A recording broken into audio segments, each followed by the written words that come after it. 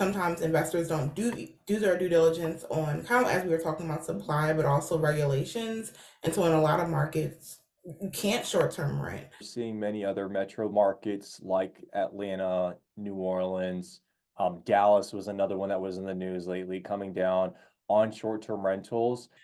The way I see the trends with any large urban market, if the regulations are not already in place, I believe in the near future there will be limitations on short-term rentals, right?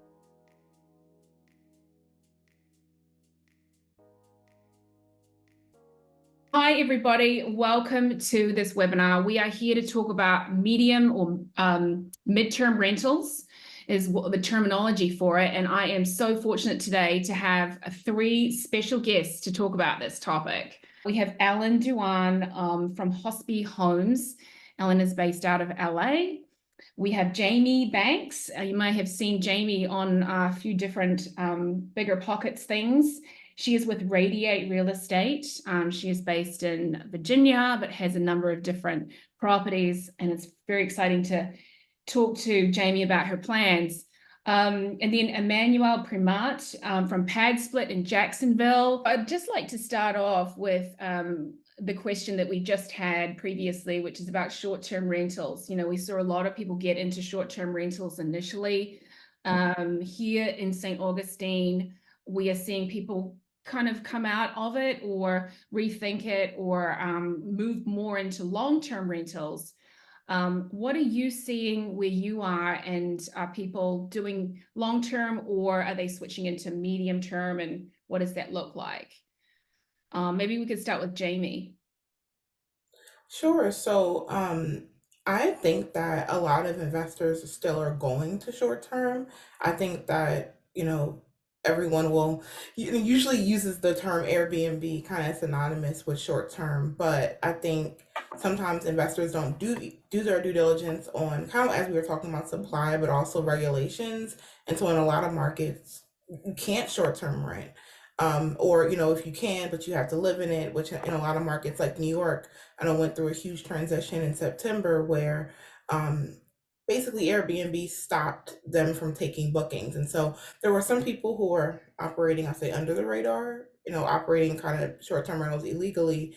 And basically one day, like the city of New York worked with New York to stop that completely. And so basically the platform didn't let new reservations kind of come through. And so I think that's something that will happen in other markets where if you don't have the proper, like say, license, or just markets that, see Airbnb as being a bad word. I've seen that where, short-term rentals, or even like in HOAs are kind of scary for cities and for HOAs who might not understand them. And so I think, there's a lot of regulatory pressures as well with short term and even medium term, kind of depending on the length of stay, that you're averaging. Yeah, and I'm gonna elaborate on that. Really great points, Jamie. And I want to kind of drill in on the regulations piece, because in addition to New York, we're seeing many other metro markets like Atlanta, New Orleans, Dallas was another one that was in the news lately, coming down on short-term rentals. And the reason for that is because short-term rentals essentially, in a way, are taking away from the housing supply to those who really need it the most, which is the local workforce. And that's where, where I get really excited about Padsplit. And for those who aren't familiar with Padsplit, we are a platform that offers shared housing. We are the nation's leading shared housing marketplace, essentially offering furnished weekly room rentals to the workforce. At a minimum, these individuals have to stay for 31 days in the room, but on average, we're seeing them stay for about 6 to 8 months.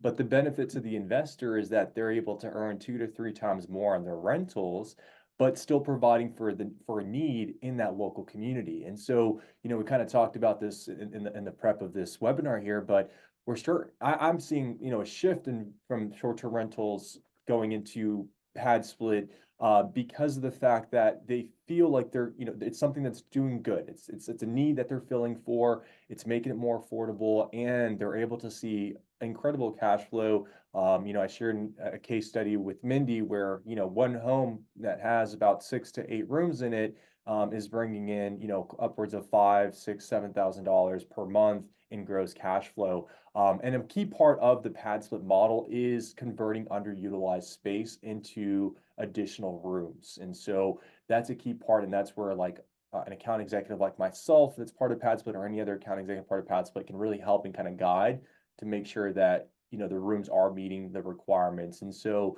I think what we're going to start to see here over the next 5 years is that more of these major metro cities are going to be adding additional regulations, or maybe even outright completely banning short-term rentals.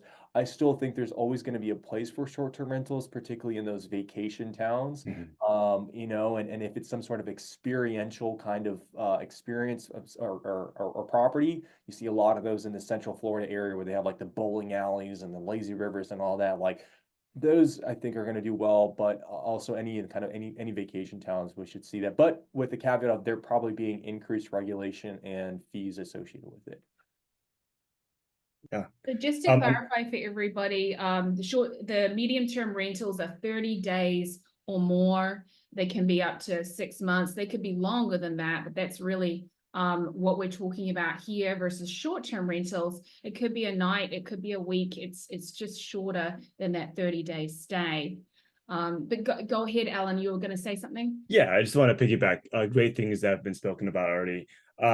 So I'm in Los Angeles, a very big urban market. And when we first started out, we were focusing on short-term rentals. This was back when it was getting very popular online. We have since pivoted to midterm rentals as far as what properties we're managing. And I think, like Emanuel was saying, the way I see the trends with any large urban market, if the regulations are not already in place, I believe in the near future there will be limitations on short-term rentals, right? It's always the housing supply argument that Emanuel mentioned. So as far as investing in short-term rentals, you definitely want to focus on those true vacation destinations, right, where that area relies on tourism. Other going back to Jack's question, the other just kind of a quick point I want to add is when I know a lot of people have got into short-term rentals in the last few years, and there could be the past few years could have set expectations high as far as potential revenue, right? Post-pandemic, a lot of travel boom. So it could be 2024 is the first year where it's really normal and that effect has worn off. I have seen January has been slow for us for our short-term properties, and that could be part of the reason. Absolutely. So you think it's a combination of between the regulations and people realizing the expenses of running a short-term rental, right? And then they're relooking at their books and thinking, are we doing the right thing? Is this worth it? Yeah. And instead of selling the property, perhaps they're looking at, well, what else could we do with it? Do you think that's what's happening? Yeah, and I think that's where midterm rentals has really a part of the tailwind that really has helped with midterm rentals is there's another option now. Instead of having to go back to a long-term rental, there's this third option to consider if the short-term rental route isn't working so well. Mm-hmm. So Jamie, do you want to maybe get into the income and the revenue side of this? Because that's really why a lot of people are coming on this into this area at the moment. Sure. So it definitely is market specific, but I say on average, we're seeing 2 to 4 times the long-term rent. 2 times is more like in those larger, I'll say like metro cities where it has like a higher price point. So like the DC area, I was like New York, New Jersey, where in some other markets, like for instance, Philadelphia, where the rents are still relatively lower, we're getting up to 4 times long-term rent. Was obviously a caveat that it definitely takes more to operate a medium-term rental, like a furnished rental property, than a traditional long-term rental. So we're paying for, utilities, lawn care, if there's a lawn. In Philly and some other North markets where we're paying for snow removal and things like that. But there's definitely a huge upside on the medium-term side. A cool thing or one thing that I'm learning in medium term is a different guest type will kind of command a different price. And so we'll probably get into kind of like the different platforms for medium term. But if I have a travel medical professional who might be there 13 weeks, where if I'm using, like, say, Furnish Finder, for example, and marketing that property, it might be at a lower rate than if I'm working directly with like an insurance relocation company who's like we're housing a displaced family. Yeah, so maybe we could get into the types of people that you have, because you can specialize, right, in some of these relocations. I think Jamie Vasquez specializes in the insurance relocation space. But what are you doing? Maybe Alan, you can answer. What are you doing in terms of your rentals? What do you specialize in for the LA area? Yeah. So I totally, Jamie's numbers are what we're seeing as well. Because we are in an expensive market where long-term rents are higher, we typically see mid-term rental rates in the 50% to 100% above long-term. So if we could get double, that's kind of the high end, right? So again, very much depends on the market. As far as you asking about strategies or different tenant types, is that right, Mindy? Types, yeah, and should you do everything, or should you just focus on one type of guest? Yeah. So when possible, it is best to open yourself up to every tenant type, right? So each tenant type is going to prefer a different type of property, right? You have your one-bedroom units that attract a certain type of midterm rental tenant, and the big homes a different type. So you always have to keep that in mind as well. And then, of course, also different tenants will use different platforms or lean toward different platforms for finding their midterm rental properties. If you could list on more, and it's not too hard to manage, right? It's great to have more eyes, more options. Jamie mentioned the insurance bookings. Those tend to, and that's kind of popular online right now. Those tend to pay the best, but you can't expect to have the whole year booked by those, right? Because they're not very predictable. So that's where you have essentially when you price for midterm rentals, you don't want to have just one fixed rate for every month of the year. So there's different strategies there of how do you maximize that. But yeah, we personally try to appeal to all all types. But again, based on the property, it's going to really attract a different type of tenant. Mm-hmm. Emanuel, just touching on Jacksonville and your advice for people looking at Jacksonville for this kind of thing. Are there specific areas that you recommend in that area? Yeah, so obviously I'm going to be looking at it from like the Padsplit lens, and we operate in the single resident occupancy space, and SRO is the acronym thrown around in the industry, meaning, one heartbeat, one room. So we only cater to individuals, no couples, no kids, no overnight guests, and no pets unless it's a service animal. The nice thing about Padsplit is that it's truly a platform in that we handle the marketing, where our goal is to get those rooms filled for you, because we only get paid when you get paid, and the whole idea behind Padsplit is to get you, higher returns. And so we also do the screenings. Unlike Airbnb, we do it beyond just identity verification. All right, we also do the background check, we'll do income verification, and we also do an eviction report as well. And you'll be able to see that on their member profile. Big part of Padsplit as well is that we do the people management. Right, when you have multiple people living in a single place, right, there's going to be disputes that happen, and we've been doing this for the last 5 years. We started in 2018 out of Atlanta. We have over 10,000 units nationwide, and so we've built out a playbook where any kind of situation that may happen, they can reach out to our team, and we have a process and system in place to address that. Really, all the owner is responsible for is the property management, landscaping, pest control, maybe a monthly clean of the place. We definitely recommend having that. And also any maintenance items as well, which we have a built-in maintenance task system. And then the final piece is payment collection, right? So we have it built into the platform where they pay on a weekly basis, and then you as the host get paid on a monthly basis. So it really takes out a lot of kind of the manual effort that's typically required on some of these other platforms like Furnish Finder for medium-term rentals, and it really makes it simple and easy in one place where everything's handled for you. But when we look at Jacksonville specifically, I think there's a couple key areas that I really personally like, and that's like the north side of Jacksonville, right? It's close to the airport. There's also a lot of warehouses and sort of blue collar workers. And so when we're kind of thinking about the workforce, these are hardworking people, who just maybe don't make a large enough wage to be able to get their own place, or maybe just want to save money because our places are a lot more affordable. Most rooms in Jacksonville are going from about $150 to about $300, which includes the rent, utilities, Wi-Fi. Makes it really simple because it's only one bill that they have to pay. And these are quality furnished rooms. Think of it like Airbnb quality, but on an affordable rate for kind of medium term. So that's a really nice area that I think for Jacksonville is great to look at. Also, kind of in that 32210 Jacksonville Heights, Murray Hill area, where you have a lot of these service-based hospitality workers as well. People working in restaurants and bars, which kind of there's a large amount of businesses in that area for that. And then kind of when we start looking like east of the river in Jacksonville, I'm a big fan of Arlington. It's kind of in that 3221177 area. And that's where Jacksonville University is located as well. So huge student housing population, which Mhm. have some kind of part-time jobs and just really again looking for a place that's affordable. And also again, we kind of operate in the B minus, C minus zones. We're not in HOAs. Definitely don't recommend doing HOAs just because again they're not investor friendly. But yeah, that's those are, I think, the three core areas when we look at Jacksonville specifically and kind of how it fits within the Padsplit model.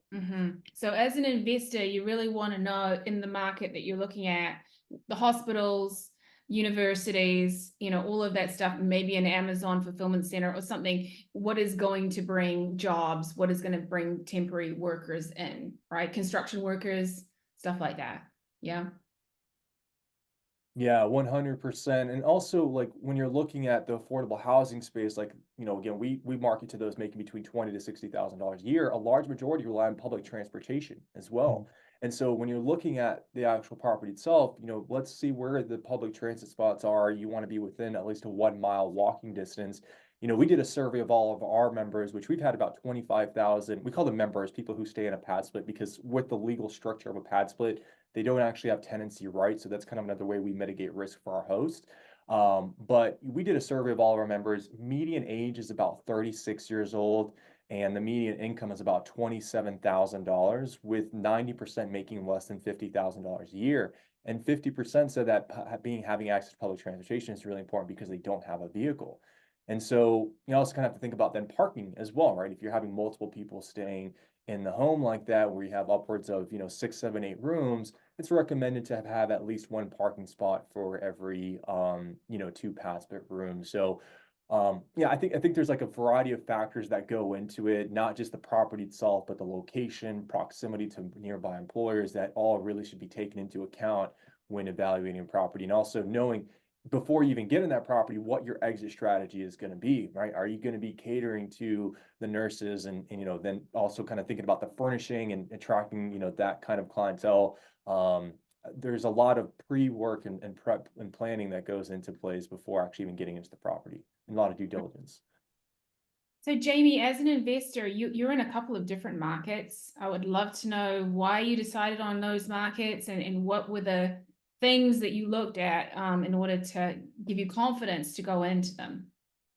Yeah, so one thing I like to do, like when choosing a market, either to buy in or like manage in, is I like to have three, like I guess, pillars of demand. And I think they were kind of already mentioned, like obviously hospitals, universities, and then whether it's like large corporations or maybe like a large um like industry. So like for instance, the accounting industry, January through April, they're hiring tons of temporary workers for tax time. And so that could be another driver. And so when I've chosen my markets, I've wanted, a huge like medical presence for the hospitals, specifically hospitals that did a lot of teaching and that had a lot of research being done so that you have either like med students coming in and out, you have maybe even like doctors who are coming to study a particular like field. And so like with the markets, for instance, Philadelphia is the first market I chose to invest in. It really was like the amount of hospitals, education, and then also they have a huge there's a lot of construction kind of going on to kind of build out the city. And so I've like one thing that we've been able to capture is a lot of even construction workers or workers kind of coming in temporarily to help build up certain parts of the city. And so really just like having three key demand drivers is how I've chosen the different markets. So let's talk about these platforms because we hear a lot about Furnish Finder. Obviously everyone knows Airbnb. What are your favorites? Maybe you could start, Alan, talking about your favorite platforms. Yeah, so those two, Airbnb, Furnish Finder, we get a lot of bookings. A newer one we listed on more recently that I've heard a lot of people have success with is Zillow, as far as the midterm rental space. I think part of that is, there's midterm rentals have similarities with long-term as well as short-term. So people who kind of view midterm rentals more similarly to a long-term rental might start with Zillow and searching. I've also heard from others that relocation specialists for insurance bookings tend to also look on Zillow for housing. So those three I would say are most where most of our leads come from. This may be specific to LA or maybe it's overall. We do find with Furnish Finder, the travelers on there are they have lower traveling budgets as far as what they could afford for housing. And then Airbnb, if you have nicer properties, kind of the higher end, you definitely will get more bookings through Airbnb. But that's really, those are the bulk. We list on Vrbo. We get a little bit of midterm rental bookings on Vrbo, but I think Vrbo definitely is more focused on the vacation rental short-term market. And then we've dabbled in some of these niche MTR sites. I think they're just too small to really bring enough traffic to make it worth it. Mm-hmm. What about you, Jamie? What is your favorite? Yeah, I think Alan mentioned most of them. My favorite is still Furnish Finder because for those who aren't familiar, Furnish Finder is different than a regular OTA or online travel agency. So essentially, you can't just go on Furnish Finder and book. It's a lead generation platform, and so I like that because a lot of times, in the different markets, we'll get leads from whether it's an insurance relocation company, sometimes it's a corporate housing, company or a regular relocation company. And so if, even if we don't have a property that's necessarily a match to their request, we can start building that relationship. And then from there, like I personally have gotten probably 30% of my bookings now just through like B2B relationships. And so a lot of those have been from a Furnish Finder lead that we've gotten an email or, contact for a particular like relocation company. And then as we're keeping in touch with them, we'll get a lead later on. So I think Furnish Finder is definitely my favorite. And I think another thing is with Airbnb, um, a lot of times those guests are like spoiled and they'll complain over like the smallest thing. I actually have a property we're doing a hybrid on, where we can legally short term the gaps, and it has been definitely my problem property in terms of feedback and things like that. And I think it's mainly because we're using Airbnb, and the smallest thing they can complain to Airbnb about. Where I think like getting guests from like Zillow or just getting guests who or more look at the home as like a long-term rental. Hey, I'm going to be there 6 months or more. Certain things aren't, as prevalent. Like we had a guest complain that the bed wasn't high enough off the ground. So Oh, things like that, it's just uh, a bit tedious. I'm gonna say a medium term yes, through Furnish Finder or through a platform where they're looking at the home as long term housing, meaning, a few months versus, oh, I'm just gonna be here 30 days. They usually have hopefully less complaints, and after a week or so, they're just kind of settling into the home. mm. Jamie, I have a question for you. When using Furnish Finder, are you just using it for the lead generation, then you have your own property management software that you're using? Because I've tried using like KeyCheck, the one that they have built in. It's a little clunky and it just doesn't really like integrate well. Like, how are you doing with the actual day-to-day management?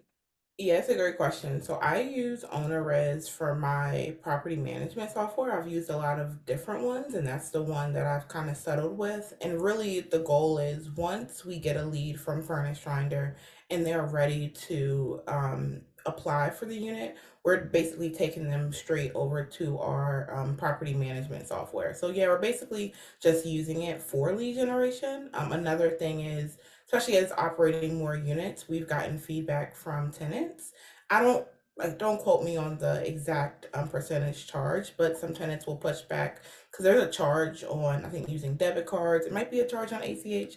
I don't remember for actual rent collection. And so like, we wanted to get a platform too that was definitely tenant friendly in terms of tenants could pay their rent especially through ACH without having an additional fee. Does owner res allow, because I've used Guesty for hosts, and like you can create your own direct booking website and that's great. But like one of the challenges that I was running into with my medium term rental tenants was like it would charge them up front for all the time that they were planning to stay. And if they wanted to do like month to month, the platform couldn't really support that without, having to go in there every single month. There's no way automated way. So I ended up, but I would get the lead from Furnish Finder, and then I set it up with Inago. So Inago is typically used for long-term rental management, but I found that it's great because you can actually like import your lease templates in there. It set up auto payments, and the fees are pretty reasonable when it comes to payment. I think it's like only $2 for ACH, and like I think like 2.9% with credit card if they pay. But it's really designed in a way where even if you have like a month-to-month lease agreement, it can support that. So that's why I was just curious, is that something OwnerRez supports as well? I would say not fully. That's actually a debate I have with myself often. Because there it really is no property management software that's really catered towards medium term. I will say the reason I chose OwnerRez is because you can upload your lease templates directly there, and then they have different like codes and stuff. So essentially, if Mindy went to go book, she would get a lease template where her dates would already be in the template and everything, which I liked having the lease signing capabilities. There's a workaround for the monthly run. Essentially, once, and this is a non-Airbnb booking, once a reservation kind of comes through, or my VAs and my team breaks it out, so it's charged at the first of the month. It's not automated yet, but it is. I like OwnerRez because they've been fairly open to feedback about medium-term rentals. So I don't think it's a perfect solution today, but I definitely think that, in the near future, they'll have more medium-term rental capabilities. Thank you. Yeah. We've had the same experience. We use Hostfully. So what you're saying, Manuel, is the same experience where it seems pretty simple, but I wish they had that feature where it could just charge them every month, right? So what we're doing, I think kind of like we talked about, is we're updating that booking manually each month and charging them a monthly. But like Jamie was saying, these software, they're designed for short-term rental management originally, and the industry is shifting to kind of cover this midterm rental strategy. So hopefully in time there'll be more solutions. Yeah, I'm kind of thinking like since many of these property management softwares already have the infrastructure built out, like if they're going to start changing the way their property management software is utilized, or at least Yeah. adding features to it to cater to the medium term rental craze going on right now. Yeah, that makes sense to me. Yeah. So if you're a short-term rental owner, you're used to using Airbnb, you're probably not thinking about leases. But this is a really good point because getting the booking off of Furnish Finder or another source means that you do need to write a lease, have something prepared, right? Maybe Jamie, do you want to talk through that? Because there are some people that I think this is new, because it's such a hybrid between the long term and the short term.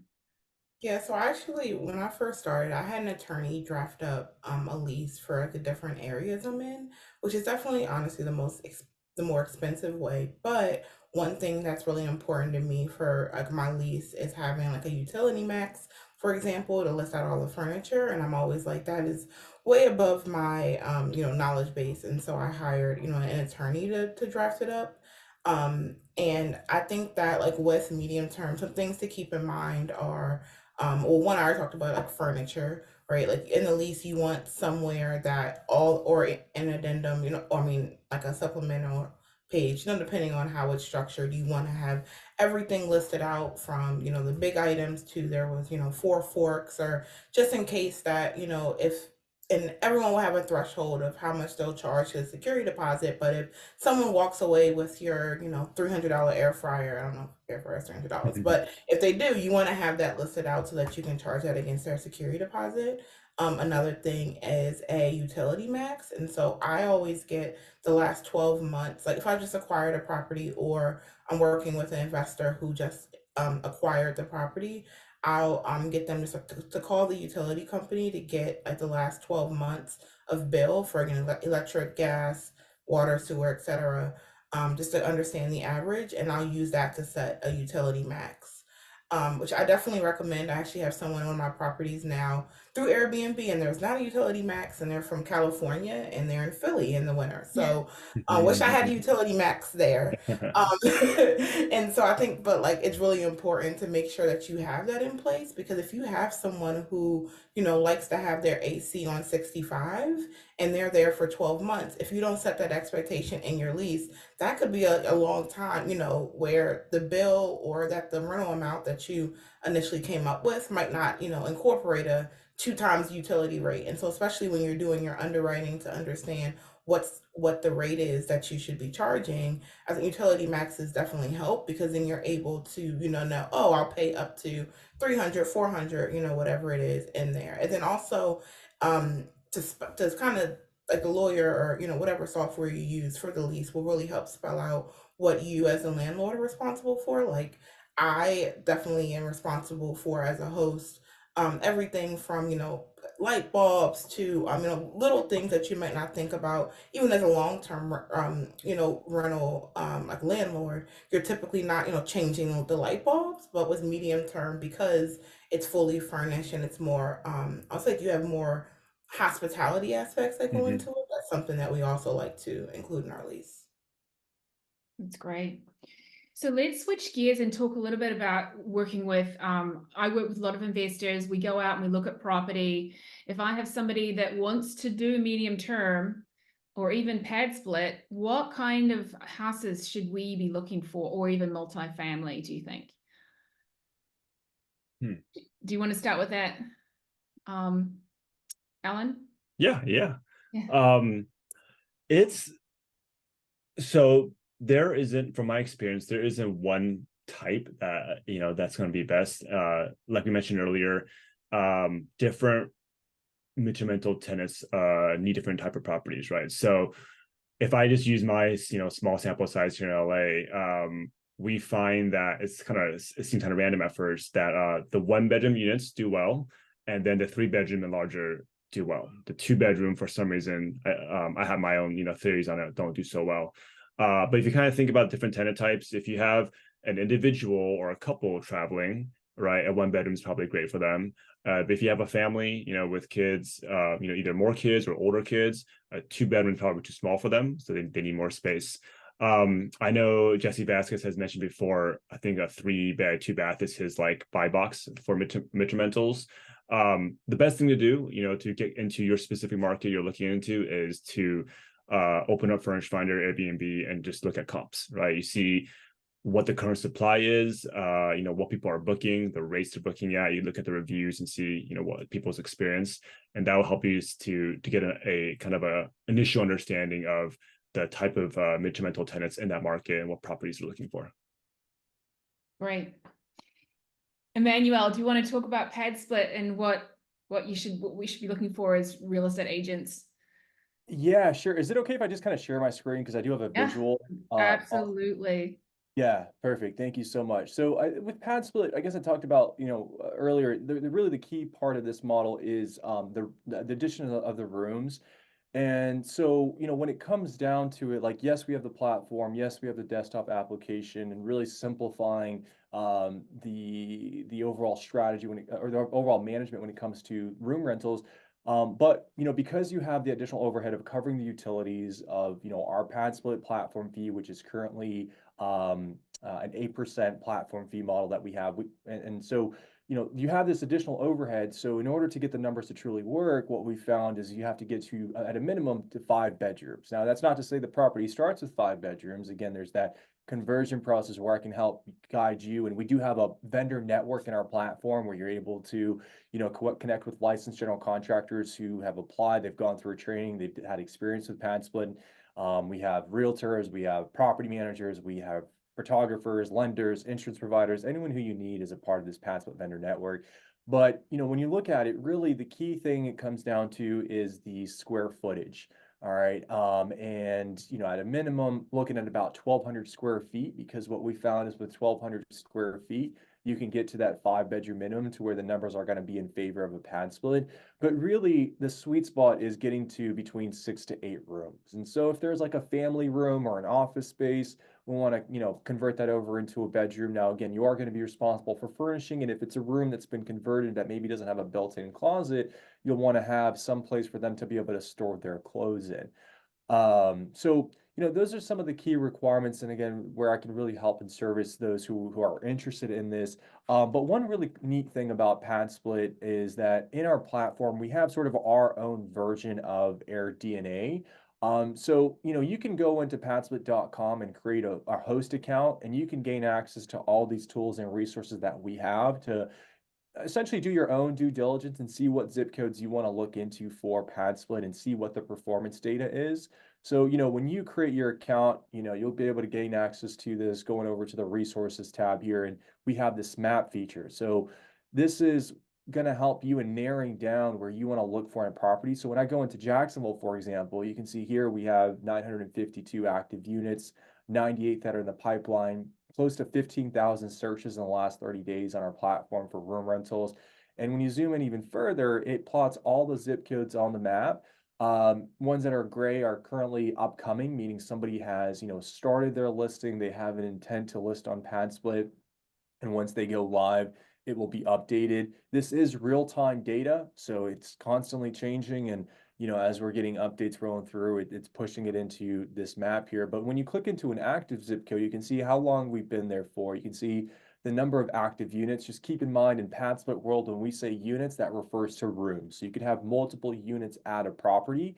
You can see the number that are in the pipeline. You can see the average weekly room price, and then it actually breaks it out by private bathroom versus shared bathroom. Obviously, when you're thinking about the room rental strategy, specifically for someone who's looking for a room, you're going to prefer a room that has a private bathroom, and you're going to be willing to pay for it more. So from the host perspective, those rooms are going to book the quickest and at the highest rate. And this kind of gives you guidance on what to price it at. And then we have, the occupancy rate, how many days to that first booking, and then how many days to 80% occupancy, which is really key because, again, there is a stabilization period with the Padsplit. It takes some time to get those rooms filled. But once they are filled, again, these people are staying at a minimum for 31 days, but on average, we're seeing it for about 6 to 8 months. And so this is helpful data that is accessible to anyone and kind of helps you in narrowing down. And we do even have a proprietary Padsplit calculator where then you can, use that data to calculate your net operating income and your annual yield, really kind of getting in and fine tuning some of those numbers based on our data and data that you input for your operating expenses. So that way you have an understanding and expectation of what your potential earnings will be. Great. Maybe you want to talk a little bit about, so we had a conversation, you suggesting no pools and limited backyard and no living space. So basically you take away that space, right? And then you create more rooms for rent. That's right. Yeah, we have this saying here at Padsplit, it's nothing good happens on couches. And so you can let your imagination go wild with that. But when you're, operating in the space that we are in the affordable housing, really that shared space leads to gatherings, which could then be, disturbances to other people who are staying in that home. And so oftentimes, I'll hear stories of like, if they do decide to keep the living room, where, somebody comes out, passed out drunk on the couch, and it's, maybe they're loud and rowdy. Whereas if it was, sealed off and a room was created, then at that point, it's more income for you as the host, but it's also a better experience for everybody else who is there. But, we've put together this Padsplit buy box that kind of takes into all these different factors to consider when it comes to evaluating a property for Padsplit. Again, we're in now 17 different core markets across the US. I do have the map here that I can just kind of pull up briefly just so we all kind of get an idea of where we're at currently. But we are rapidly expanding and scaling. Both Deloitte and Inc. 5000 have ranked Padsplit as one of the fastest growing privately held tech companies. And in terms of like real estate tech, we're in the top 10. Or prop tech, I should call it, sorry. But this shows all of our current, active markets. And just since I joined in May, we've added about 8 markets, and we're going to continue to add more throughout this year. And going back to the buy box and to answer your question, again, as we shared, looking at like employers in the nearby area, is there a Walmart? Is there maybe a shopping plaza where you have small restaurants or fast food, businesses nearby? looking at the age of the property as well. You don't want to go too old because you're going to have really high maintenance costs associated with that property. Preferably anything 1960 newer. And we talked about square footage is really key, having at least 1,200, but 1,400 is recommended. Bathroom count is important with Padsplit as well. So we have a 4-to-1 bedroom to shared bathroom ratio. Essentially, for every 4 bedrooms, there needs to be 1 shared bathroom. And like we talked about, when we had that sweet spot of 6 to 8, that's where having those 2 bathrooms is really key. No HOA. When it comes to pools, we generally don't recommend them. We're not going to stop you. We do have a couple hosts who have some pools on Padsplit and they've had reasonably good experiences. We always just want to set that expectation that you're going to have higher costs, there's greater liability, and it also does promote gathering. So that's where having security systems can be really key. So that way you have exterior cameras that are keeping track of that and alerting you if there are any gatherings or anything like that. But we do have some of the room requirements. Again, this is really where I can kind of help and guide you. I do walkthroughs, virtual walkthroughs. I'm a big fan of Cuba Casa as well. If anybody's ever heard of this app, Cuba Casa, it is absolutely amazing, and I recommend it to everyone because essentially what it does, it allows you to create a floor plan of a space within 5 minutes. So whether it's Padsplit or whether you're a medium-term rental or short-term rental investor, it's always great to be able to have a 2D floor plan so those who are interested are able to see the layout of the space, and you don't have to go through the expense and the cost of hiring, some kind of professional to do this. It's literally just right off your phone. It takes 5 minutes. You kind of just walk through the home and, it creates a 2D floor plan. And the way I use this with Padsplit, because it also provides measurements, I'll then also kind of like use a photo editing software to add like red lines on where the wall additions will be, using the kind of the doors, marking where the doors will be as well. So that way my investors and clients who I work with will understand kind of what that space will look like from a floor plan, but then they can then take that to the contractor, who can then at least provide some kind of estimate based on that and the photos and videos that we provide without ever even actually having to go to the property. So it definitely streamlines the process in terms of getting the cost associated with making the conversion. Okay, so if I am one of your members, however you call them, I just go to Padsplit and I can find, is that how they find the listings and all of that? So Yeah, it's kind of like so Airbnb for exactly. shared accommodation? Correct, exactly. It's very similar to Airbnb. It's the platform. We have the app as well. The main difference is that we're targeting completely different demographic. We're not going for those travelers. We're going for those local in the community and the workforce who are low income. So if I was interested in booking a room in Jacksonville, for example, I can go in here. We have the map view where if I want to look in a specific area because that's where I work. Like say for example here, 32218, the area that I was talking about, north side that I really like. You can see it, then it pulls up the properties and the photos associated with them. I can see what the rates are going for. So I'm going to click into this one, for example, just so we can kind of get a feel for it.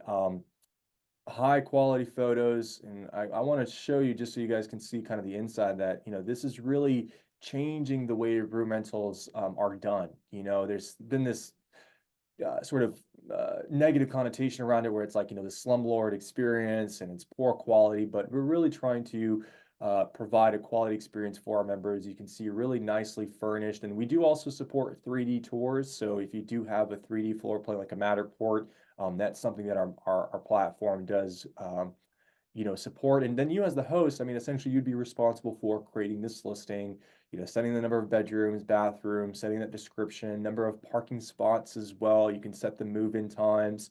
And then this is where you can then see the rooms and kind of what the features are of each of those rooms. We do require each of the rooms to have those electronic locks on them. So that way it's security for the members who are staying in there because they're the only ones who can access that room, but it's also security for the host because then they can change that code when that member moves out. But you can see also then get to see who else is in that home. So we do have our members take like a personality test, asking them what their schedule is. Are they an early riser or a night owl?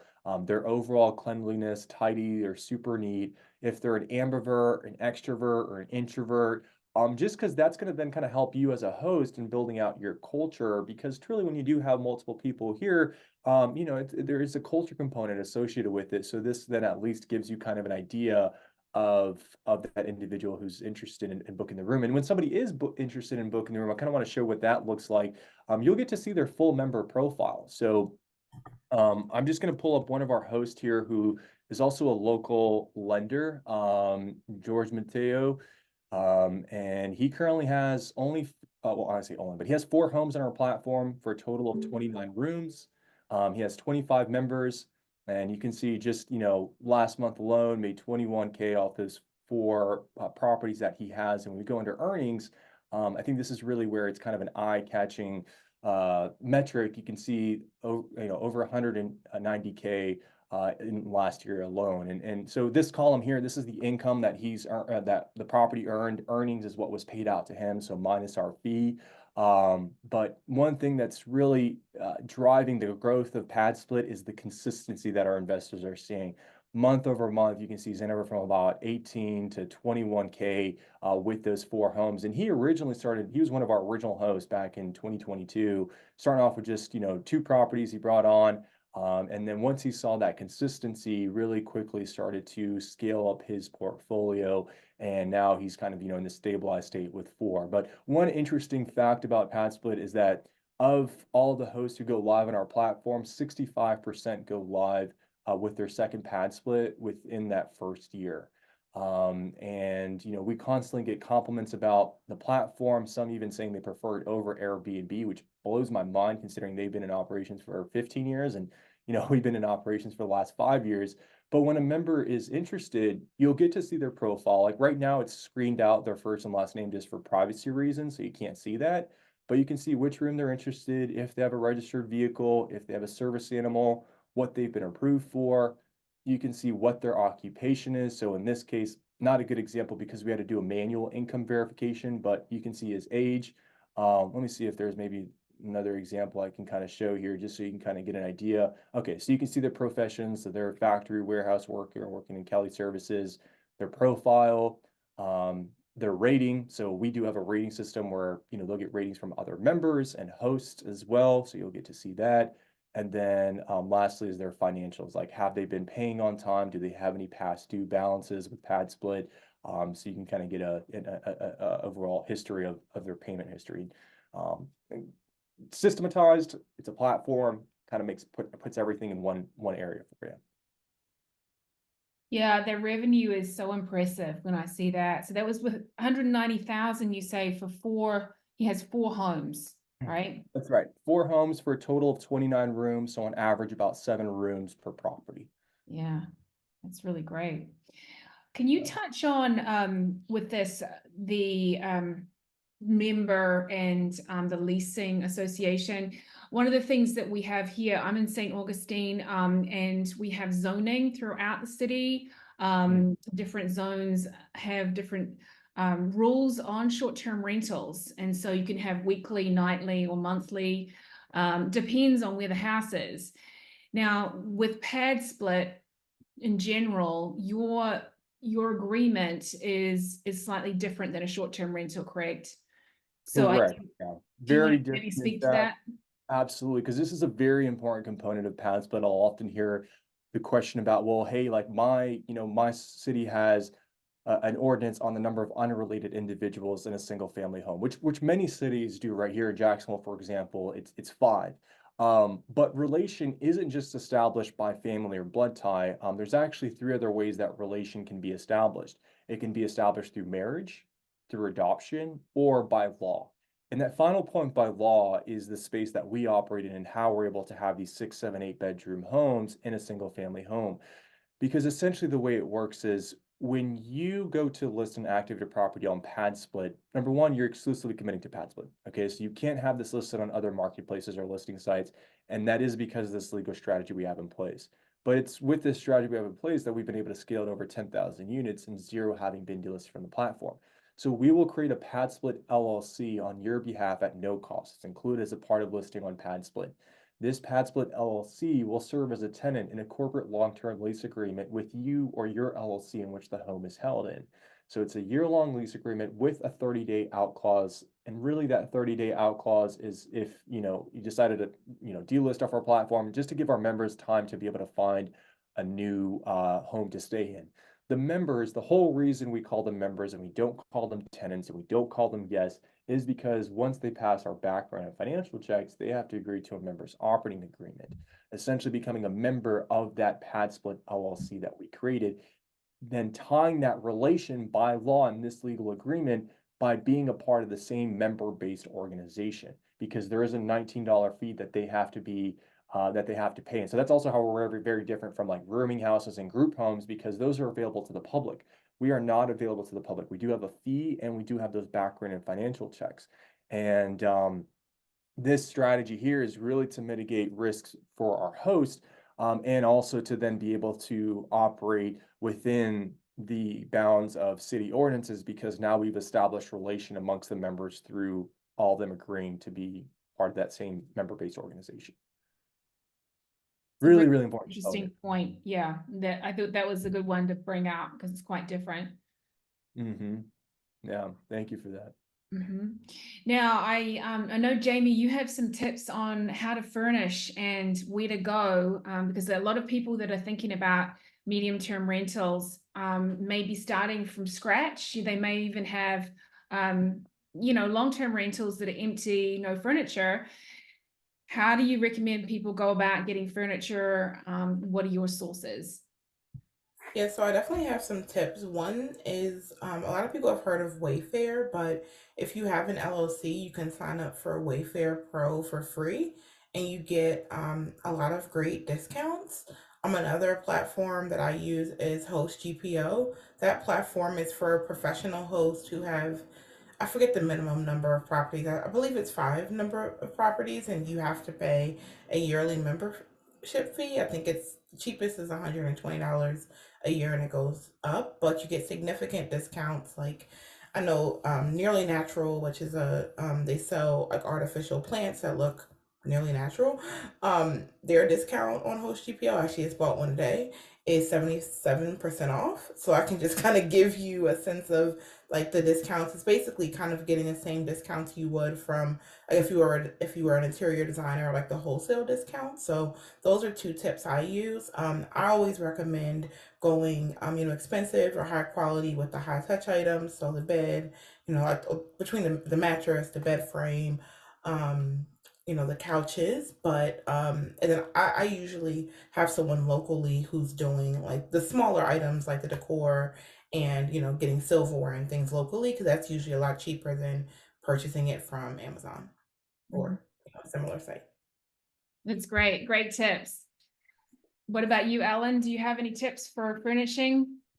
Yeah, so we also use HostGPO and I highly recommend it. HostGPO has, especially if you want to get nicer furniture from kind of higher end stores, they have great discounts on those stores. We, as far as so Jimmy mentioned Amazon a little bit. We do like using Amazon for like all the household items, the miscellaneous stuff. Part of the reason is Amazon has different kind of financing options, right? Where if you spend a certain amount, you get 0% financing. So that does help for the investor if they're trying to minimize their cash needed up front, and they can pay it off, as they're collecting the rent. But I also want to just repeat what Jamie mentioned about especially beds. People, I think if someone's renting a short-term rental, they could kind of tolerate a less than ideal bed for a few nights, right? But when you're living in a home, you think about like, they're eating meals at the dining table, they're sleeping, obviously, they're hanging out on the couch. Like those things really make their experience, the mental experience, uniquely better. So we're in the process of like evaluating like the linens we use and upgrading those and stuff like that. But yeah, there's and of course there's the whole, if you want to do yourself versus hire interior designer. What I tell our potential clients is you of course know your market and your competition, but in a lot of ways you get what you pay for, right? The nicer the property is going to look, you can compete better. But of course there's more expenses if you want to hire someone. But at the same time, if your market doesn't have beautiful spaces you're competing with, then maybe it's not as worth hiring a professional designer. So different ways there. It's great. Now, I know we've got a few people listening in today. If you have any questions, just post them in the chat and we'll definitely get to them. Go ahead and do that now. And then I just wanted to ask everybody, what was your biggest learning curve getting into this, whether you were just getting into it in the last year or if you've been doing it for years, what's been the main thing that you had to get used to? Jamie? That's a great question. Because I'm actually a little over a year in. I started January of 2023. I think for me, I was just realizing that it's a dynamic industry. And so there's even like the property that I bought first and turned into an MTR. When my current guest checks out, I'm going to be like redesigning it. And so realizing that like when you first buy an MTR or arbitrage or however you acquire it and furnish it, that's usually not going to be like the last time that you're, spending money to furnish it, and just realizing that in order to stay competitive, right? Like the properties I'm competing with today are a lot different than the properties that I was competing with maybe a year ago. And so as the market changes, it's important for us as hosts and as business owners to evaluate our product. And so like another kind of thing that goes along with that is amenities, whether that's an interior amenity that you're offering or an amenity that you're kind of partnering locally to offer. That's definitely like a way you can kind of stand out from your competition. Great advice. What do you say, Alan? And there's been so many challenges over the years. We started in the short-term rental space in 2017, 2018, and pivoted to midterm rentals, I would say like 2019, 2020 during the pandemic. A lot of my challenges in the past year maybe are a little less relevant, are on the scaling side. How do I delegate different areas? How do I hire, manage a team and whatnot? But when it comes to, if I kind of put my shoes just as a individual investor, kind of comparing my short-term and midterm experience, I have found that midterm rentals are easier than short-term rentals operationally, obviously, because less turnovers, right? You're not changing every few nights and getting people in there to clean. But for midterm rentals, marketing and getting bookings takes much more work, right? Short-term rentals, you could kind of throw on an Airbnb and just have great photos and get instant bookings. But like I think we talked about, Jimmy mentioned, proactively building these relationships with corporations. You have to go. I use the term, we're hunting for bookings, right? We're not just waiting for them to fall in our trap. That takes much more creative thinking and relationship building. So that's one thing I've learned as far as bigger challenges that I'm dealing with specifically to the midterm rental strategy. Mm-hmm. Yeah, it's quite different. We do have a question in the chat from Deborah. I heard Emanuel mention Amalgo, a leasing software package. Oh yeah, it's called the Mago. I'll respond to it here. So I just responded to it. So it's transferred over to the answered section, but it's spelled IMMAGO. It's a free property management software. I was looking at a couple different ones. Did I spell that right? I think I may have just Inago. I'm sorry. It's two N's, not two N's. Inago. My bad. So Inago is a free rental software that I use. I like it because you're able to essentially load in those templates, and it is truly designed for those rentals that are either month to month, and it's very intuitively designed as well. They have a wonderful app as well, and I love the fact that it's free. I was comparing this one, and Door Loop is another one as well. With Door Loop, I think they have like an annual fee of about like $180-ish or so. And honestly, there really isn't much of a big difference between the two. I think Door Loop is good if you're gonna start operating at scale. There's a couple different integrations in there that will help you. And so it may be worth it then. But I'd say like if you're less than 20 properties, Inago has everything you need, and it's a great way to keep up and track maintenance requests as they come in as well. Keeping up with payment collections and earnings, accounting, all that stuff is really built into one, and their app is fantastic. It's great. All right, well, we're just about at time, but before we do, I just would love to hear from Alan and Jamie. You're running your own businesses, I know. Jamie, you're a coach for MTR, right? Do you want to talk a little bit about your business and what you're doing? Sure. So my business is called Radiate Real Estate. We have properties that I own, properties that we co-host in different areas. And then yeah, started offering consulting and coaching as well.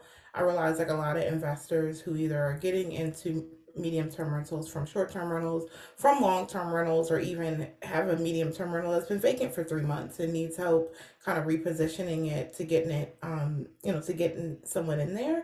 So I started offering those services just to kind of really help other investors. Because I think in the medium term industry, you can't really Google how to operate a medium term rental. You definitely need someone like experienced like myself or Alan to kind of coach you along the way. Mm-hmm. And Ellen, tell us about Hospy. Yeah, so Hospy Homes, we are a furnished rental property management company. We're in just LA for now, but we are looking to break into other markets this year. But we provide co-hosting and property management is very similar. I won't get into the differences there, but very similar to what Jamie is doing. But we essentially manage the short-term rental, mid-term rental for our clients, from the marketing, dealing with the tenants, to the turnovers, the whole thing. So it's relatively passive for our clients. Um, we are kind of a new thing this year I'm working on is developing a course specifically on how to start a property management business for furnished rentals. That's something I'm sure, similar with Jamie, people are asking those kind of questions, and I want to kind of package it up and offer value and share what I've learned over the years with people. So that's something that I'm currently working on. That's awesome. Emmanuel, any last words from Padsplit? I think you covered quite a bit of talking points today. Yeah, no, thank you for the invite. Thank you for the time. I'd say, look, if you're in any of those active markets that I had shared earlier, and you have a property that's at least 1,200 square feet, let's connect. Even if it is currently a long-term rental or short-term rental, we can do a complimentary earnings analysis just to see, what can you potentially earn with Padsplit. You got to see the zip code map, which we have. So you're looking at objective data that's real time, and it gives us a good estimate as far as potentially what you can earn on it. And we really don't know until we run the numbers. And like, me having experience working in the short-term rental space, being a host, having worked for Vacasa in the past as well, and also, now pivoting to medium-term rentals with some of my portfolio, like I'm really here to provide you with the best solution. If Padsplit is not the answer, I will tell you that, and I'm not here to set you up for failure. I want to set you up for success, and that's where I can provide value. Having worked with dozens upon dozens of hosts on Padsplit, I've really picked up a lot of best practices, and that's where I can share value for you. And so if you are interested, reach out to Mindy. She has my contact info, and then she can connect us over. We also do have a pretty nice referral program going on right now. Generally, we've had $1,000 referral bonus for anyone that you refer over to Padsplit, but now we've actually increased that to $3,000, with a couple of requirements, it being that it has to be in one of our active markets, and we have to be able to get at least 5 rooms out of the home, and they can't have already been working with a member of our growth team. So even if Padspit's not a right fit for you, maybe somebody in your network who's a real estate investor and maybe is struggling with their earnings. Padsplit may be a solution, and you can help them and help yourself as well. Mm-hmm. And one last footnote to add, I just wanted to let everyone know, this is a great book. This is the 30-Day Stay book. It is actually a Bigger Pockets book written by Ziona McIntyre and Sarah Weaver. If you've been on YouTube and Google them, you're going to hear all about midterm rentals. But I really enjoyed this book. It's a really good one to kind of bookmark and go through it. Even if you were doing short-term rentals, there's still good stuff in here. Any kind of real estate, really. They have so many tips. So if you're interested, that one's on Amazon. But I just want to thank everybody today. Thank you all for joining. And thank you, Jamie, Alan, Emmanuel, for your information, your insights, your wisdom. It's all appreciated. And I hope to see you back soon. Thank you for having us, Mindy. Thank Thank you you so very much.